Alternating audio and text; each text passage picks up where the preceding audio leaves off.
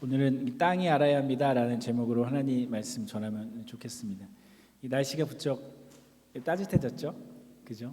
예, 눈이 안 올 것 같아서 제 마음에 기쁜 마음도 있고 여전히 조금 쌀쌀하긴 하지만 봄이 성큼 다가온 것 같습니다. 봄이 되면 여러분들 이 백야드에 모종을 사서 심기도 하시고 씨앗도 뿌리실 겁니다. 저도 미국에 와서 처음으로 이제 파송을 받고 하우스에 살아보니까 평생 그런 생각이 없었는데 뭔가를 심어서 키워서 먹어보고 싶은 생각이 들더라고요. 벌써 뭐 몇 년 전에요.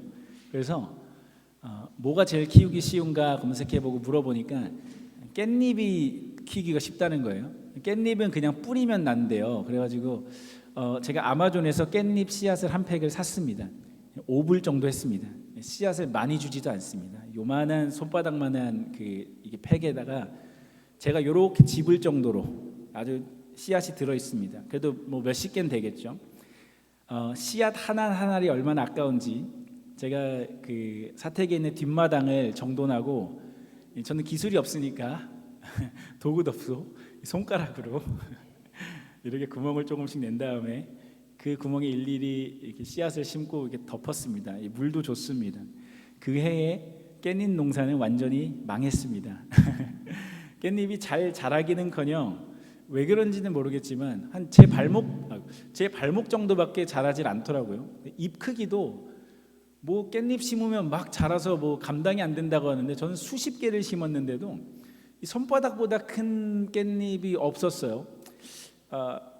제가 농사에 대해서 잘 모릅니다. 그래서 농사는 실패했습니다. 그래도 제가 아는 게 하나가 있어요. 그게 뭐냐면 깻잎 씨앗이 귀하다는 것 알아요. 제가 실수하고 못 키운 이유들은 수십 가지겠지만 그래도 이제 하나 제가 잘한 게 있거든요. 그게 뭐냐면 흙에다 씨를 뿌렸습니다. 요즘은 돈을 주면 인터넷으로 씨앗을 살 수 있지만 예수님 당시에는 한 해의 농사를 마무리할 때 다음 해에 뿌릴 씨앗들을 따로 모았습니다. 한국에서도 이 보릿고개가 있을 때는 아무리 배가 고파도 내년에 파종할 씨앗은 건드리지 않습니다. 그만큼 씨앗은 귀한 겁니다.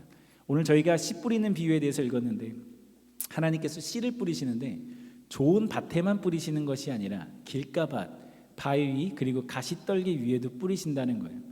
어린아이들에게 씨앗을 손에 쥐어줘도 유치원만 가는 아이들한테 씨앗을 씌워줘도 아이들이 흙이나 잔디밭 위에 씨앗을 뿌리지 사람이 지나다니는 길가나 차들이 지나다니는 도로 위로 씨앗을 뿌리지는 않습니다. 아이들도 아는 겁니다. 이 정도 땅은 돼야 좋은 땅이고 열매를 맺는다. 그런데 하나님이 농부신데 이분이 씨앗을 좋은 땅에만 뿌리시는 게 아니라 길가, 바위, 가시떨기 위에도 뿌리신다는 거예요. 좋은 땅에 뿌리시다가 바람에 날려서 씨앗 몇 개가 나쁜 땅에 흘려 들어간 것이 아니라 좋은 땅에 뿌리시듯 나쁜 땅에도 뿌리신다는 것입니다. 오늘 이 말씀을 묵상하면서 제 마음에 드는 첫 질문은 이것이었습니다. 어디에 뿌려야 열매를 많이 맺는 줄 가장 잘 아시는 그분이 왜 씨앗을 낭비하실까? 씨앗이 남아 돌아서 아무 곳이나 일단 뿌려보고 잘나면 좋은 거고 아니면 말고 그런 저 같은 지식이 없는 사람이 아니라 하나님이 농부시라면 왜 그러셨을까? 오늘 어떤 분들은 이 본문을 이렇게도 많이 해석하세요. 사람들이 하나님의 말씀을 받아들이지 않지만 그 결과가 열매가 아닐지라도 그것에 연연하지 않고 결과는 하나님께 맡기고 우리가 누구에게라도 복음을 뿌려야 된다. 이 비유를 그렇게 해석하고 이해하는 것도 저는 바람직하다고 생각합니다. 우리가 농부라면 누가 좋은 밭이고 누가 나쁜 밭인가를 알 수 없기 때문에 낭비하는 것처럼 보일지라도 씨앗을 계속 뿌려야 될 것입니다. 그런데 오늘 본문에서는 농부가 하나님이세요. 하나님은 이미 누가 좋은 밭이고 나쁜 밭인가를 아시거든요. 하나님은 열매 맺는 땅을 아세요. 그런데 낭비를 각오하면서도 나쁜 밭에 씨앗을 왜 뿌리실까? 오늘 씨 뿌리는 비유를 하나님의 마음과 관점에서 바라봤으면 좋겠고 오늘 하나님의 마음을 알게 될 때 시작되는 변화가 우리 안에 있었으면 좋겠습니다. 그래서 우리 모두가 하나님 보시기에 좋은 땅이 되기를 주님의 이름으로 축원드립니다. 저처럼 농사를 잘 모르는 사람들은 이 땅이나 저 땅이나 다 비슷해 보입니다. 그러니까 흙만 덮여 있으면 다 밭처럼 보여요. 그냥 심으면 자라는 거 아니야 이렇게 생각합니다. 그런데 제가 우리 교회에 사택에 와서 살아보니까 제가 처음 깻잎 심었던 땅과는 너무나도 다른 텃밭이 있는 거예요. 우리 안 목사님 사모님이 전문가시잖아요. 흙이 얼마나 곱고 포슬포슬한지, 그리고 푹신푹신한지 몰라요. 그리고 땅을 좀 파보니까 그 밑에 또 영양분들이 많이 들어있어요. 깻잎이 딱, 저는 그 전 사택에서는 수십 개를 심었거든요. 근데 발목밖에 안 했는데 여기 사택에서는 깻잎이 딱 4대가 있는데 감당이 안 될 정도로 잎이 막 나오고 키가 너무너무 자라는 거예요. 제가 심었던 그 깻잎들이 너무 부끄러울 정도였어요. 지금 이제 돌아보면 이 땅을 비교해보면 제가 처음 깻잎을 심었던 그 땅은 정말 딱딱했습니다. 제가 잡초만 사실 이렇게 좀 뜯어내고 그 위에 씨앗을 뿌렸거든요. 지금 돌이켜보면 잡초조차도 많이 났던 땅이 아니었어요. 잡초도 무성이 난 땅이 아니었다면 좋은 땅은 아니었을 겁니다. 제가 깻잎 농사는 완전히 망쳤지만 이 실패를 통해서 한 가지 분명하게 드러나는 사실이 있습니다. 그 땅이 좋은 땅은 아니었다는 겁니다. 오늘 씨 뿌리는 비유에는 등장인물이 2명 등장합니다. 씨앗을 뿌리시는 하나님과 그 씨앗을 받는 우리들이에요. 농부는 씨앗을 뿌리지 않아도 그 땅이 좋은지 아닌지를 압니다. 그런데 씨앗을 낭비하면서까지 그 땅이 좋지 않다는 사실을 드러났을 때 이 결과를 누가 알아야 하는가? 여러분, 땅이 알아야 됩니다. 내가 열매를 내지 못하는 땅이구나. 이 사실을 농부가 아닌 땅이 깨달아야 그 땅에 변화가 시작됩니다. 사람들은 자신들이 다 웬만큼 좋은 땅인 줄 알고 살아갑니다. 직장도 좋고 건강하고 일 잘 풀리고 승승장구하고 열심히 살아가면 꽤 좋은 땅인 것 같습니다. 나쁜 사람은 저 사람이 나쁜 땅이지 내가 돌짝밭이라고 생각은 잘 안 합니다. 근데 여러분, 콘크리트 틈에서도 간혹 꽃이 핍니다. 그렇다고 해서 좋은 땅은 아닙니다. 내가 좋은 땅이라는 사실을 확인하는 것도 은혜지만 내 안에 돌덩이가 있음을, 내 안에 다루어야 하는 연약함이 있음을 그분께 아뢰일 수 있는 신앙도 은혜인 줄 믿습니다. 그럴 때 우리들의 삶에, 그리고 신앙에 깊이 있는 변화가 시작되는 것입니다. 호세아서에서 이렇게 말씀하세요. 너희가 자기를 위하여 의를 심고 긍휼을 거두라. 지금이 곧 여호와를 찾을 때니 너희 묵은 땅을 기경하라. 마침내 여호와께서 임하사 의를 비처럼 너희에게 내리시리라. 오늘 여러분들에게 도전을 드리고 싶습니다. 여러분들을 거울 앞에 한번 세워보세요. 무엇이 정말 내 삶의 문제이고 내 안에 해결해야 하는 부분인가를 하나님 앞에 고백해 보세요. 그리고 그 부분을 변화시켜 달라고 기도해 보시기 바랍니다. 나의 연약함을 마주하는 것은 힘든 일이지만 하나님께서 그 묵은 땅을 기경하실 것입니다. 박힌 돌은 빼내실 것입니다. 가시 덤불들은 뽑아내실 것입니다. 그리고 의의 비를 우리의 삶 가운데 풍성하게 내리실 것입니다. 그렇게 될 때라야 우리가 어제보다 더 풍성하고 의미 있는 열매를 맺는 좋은 밭으로 변화되게 될 줄로 믿습니다.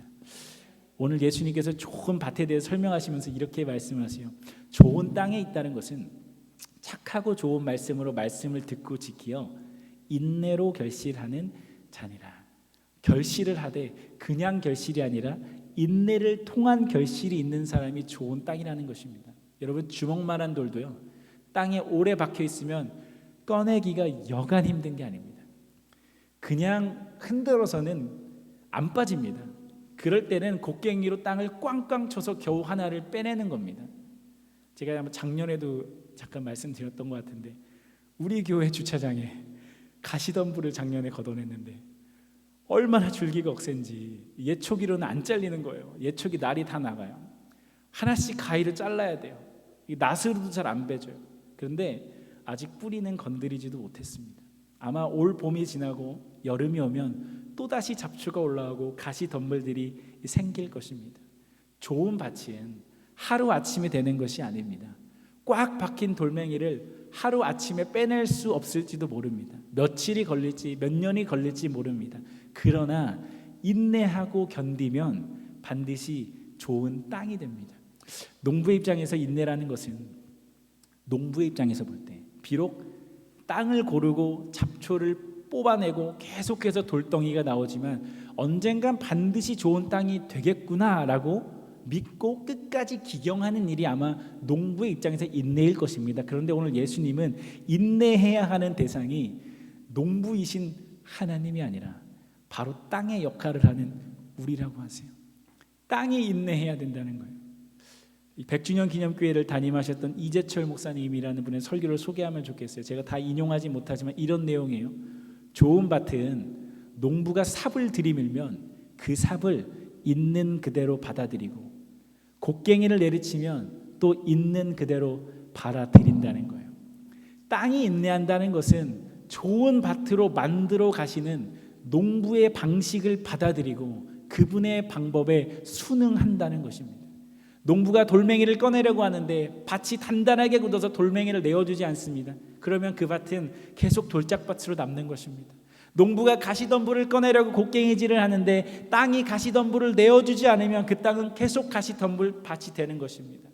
한 번, 두 번 은혜 받는 설교나 예배를 통해서 영적인 결심을 하는 것도 중요합니다. 영적인 태비를 내 마음에 훌훌 뿌리는 것도 중요합니다. 그러나 흙 위에 태비를 훌훌 뿌려준다고 좋은 땅이 되지는 않습니다. 때로는 하나님께서 우리 마음에 곡괭이를 꽝꽝 내리치세요. 때로는 내가 옳다고 믿었던 그 무언가를 하나님이 뽑아내세요. 하나님께서 때로는 고난으로 시련으로 우리를 깨닫게 하시고 가시덤불을 걷어내세요. 힘든 일이고 어려운 일입니다. 내가 숨기고 감추고 싶었던 어떤 것을 세상에 드러내게 하세요.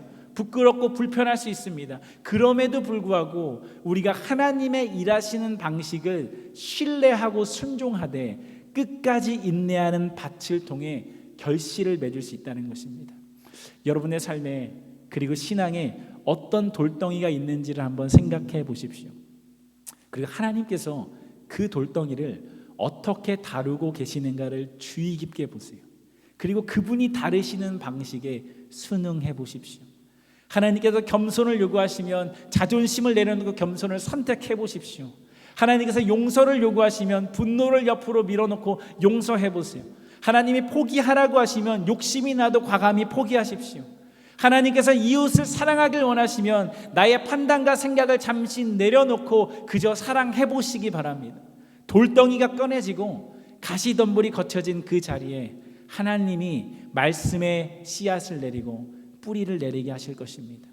열매가 생기고 꽃이 필 것입니다. 그리고 인내로 결실한 그 열매를 보시고 우리로 하여금 좋은 땅이라고 부르실 것입니다. 이런 실제적인 변화가 우리 삶과 신앙에 시작되기를 주님의 이름으로 축원합니다. 예수님께서 씨앗은 하나님의 말씀이라고 오늘 비유에 말씀하시는데 요한복음 읽어보니까 이렇게 말씀하세요. 말씀이 육신이 되어 우리 가운데 거하심에 우리가 그의 영광을 보니 아버지의 독생자의 영광이요 은혜와 진리가 충만하더라. 오늘 하나님께서 우리 마음에 말씀의 씨앗을 뿌리시는데 그 말씀이 깻잎 씨앗이나 상추 씨 같이 흔하고 값싼 것이 아니라 예수 그리스도 하나님 자신이 이 땅에 육신으로 오시고 우리를 위해 십자가에 달리심으로 그분이 하늘의 미랄로 우리 삶에 심겨졌다는 것입니다. 오늘 이 비유를 들을 때 예수님 주변에 많은 사람들이 있었습니다. 특별히 오늘 성경은 어떤 사람들이 있었는가를 구체적으로 알려줍니다. 정말 다양한 사람이 예수님 주변에 있어요. 12 제자가 있고요. 가장 가까이서 예수님을 모셨고 말씀을 들었을 것입니다. 그 옆에는 귀신 들렸다가 나은 사람들, 병고침 받은 여인들이 있습니다. 기적을 직접 맛보았으니 얼마나 강력한 말씀이 그 마음에 심겨졌겠어요. 그 옆에는 헤롯의 청지기 구세인의 요한나와 다른 여자들이 있었다고 합니다. 헤롯은 세례 요한의 목을 벤 사람입니다. 예수님이나 세례 요한 같은 사람들은 세상을 어지럽게 하고 선동한다고 생각했어요. 그런 사람을 지근거리에서 모시는 사람의 아내입니다. 불이익을 감수하고도 예수님 곁에 있어야 하는 이유가 있었어요. 다들 말씀이 잘 심겨진 사람들처럼 보였습니다. 그리고 그들을 따르는 수많은 사람들이 있어요. 그런데 예수님이 정작 십자가를 지실 때가 되니까 말씀을 심었던 그 모든 사람들에게서 믿음의 열매가 나타나지 않았습니다. 기적을 맛본 사람도 예수를 가장 가까이에서 모셨던 제자들도 누구도 믿음을 가지고 예수를 지키지 않았습니다. 그런데 예수님께서 부활의 첫 열매가 되심으로 이제 제자들이 알게 되는 것입니다. 나는 좋은 밭인 줄 알았는데 아니었구나. 예수를 따랐던 여인들도 아는 것입니다. 내가 열심을 갖고 따랐기 때문에 좋은 밭인 줄 알았는데 아니었구나.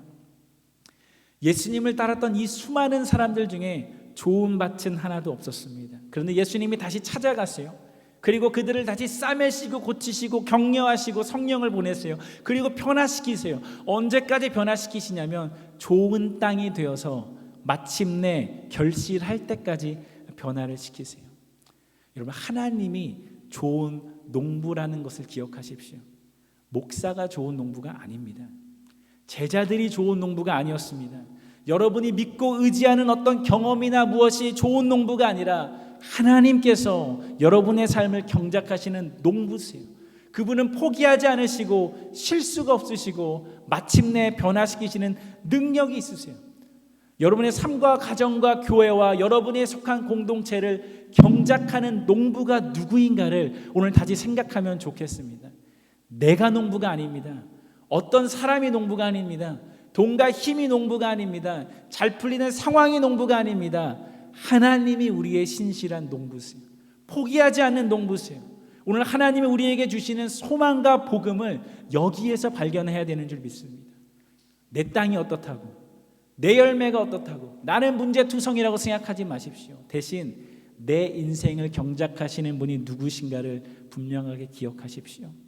그분이 나의 삶을 지금도 경작하고 계시다면 돌덩이는 언젠가 꺼내면 그만입니다. 땅은 반드시 갈아엎으면 그만입니다. 영양분은 끌어다 뿌리면 그만입니다. 우리의 역할은 신실하게 땅을 기경하시는 하나님을 신뢰하고 그분 앞에 순종의 인내를 멈추지 않는 것인 줄 믿습니다. 그럴 때 우리 안에 하나님이 기대하시는 풍성한 열매가 맺힐 것입니다. 소망이 회복되고 하나님이 주시는 기쁨이 회복될 것입니다. 하나님의 일하심을 맛볼 것입니다. 반드시 잘할 것입니다. 하나님, 내 안에 일하시옵소서. 내가 순종하겠습니다는 결단이 오늘 우리 가운데 회복되시기를 주님의 이름으로 축원합니다. 이번 한 주간 살아가실 때 이 호세아서의 말씀을 기억하시면 좋겠습니다. 하나님 앞에 나의 연약함을 바로 보시고 고백하십시오. 이 돌덩이를 꺼내달라고 기도해 보십시오. 그리고 하나님이 일하시고 기경하시는 방식에 순종하시되 그분이 변화시킬 때까지 인내하십시오. 그렇게 될 때 우리 삶에 풍성한 열매가 맺히게 될 줄로 믿습니다. 너희가 자기를 위하여 의를 심고 긍휼을 거두라.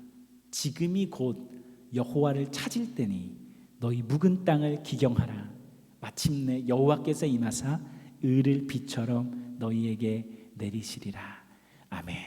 기도하겠습니다. 하나님 감사합니다. 오늘 주님이 찾으시는 그 좋은 땅 되기를 결단합니다. 우리 안에 주님 앞에 핀 꽃도 많고 열매도 많습니다. 그러나 내 안에 여전히 있는 돌덩이들, 가시덤불들 주님 걷어내시길 원합니다. 더 풍성하게 드리길 원하고 더 풍성하게 열매 맺기를 원합니다. 오늘 주님이 찾으시는 그 한 사람 되기를 원하오니 하나님 말씀하실 때에 내가 두려워 떨게 하시고 주님께 순종하는 믿음을 더하여 주시옵소서. 이제는 우리 주 예수 그리스도의 은혜와 하나님 아버지의 극진하신 사랑하심과 성령님의 인도하심이 이제는 신실한 농부 되신 하나님을 신뢰하며 나의 밭을 기경하기로 결단하는 우리 성도들 머리 위에 그리고 그들의 걸음들 위에 이제로부터 영원토록 함께 하시기를 간절히 축원하옵나이다. 아멘.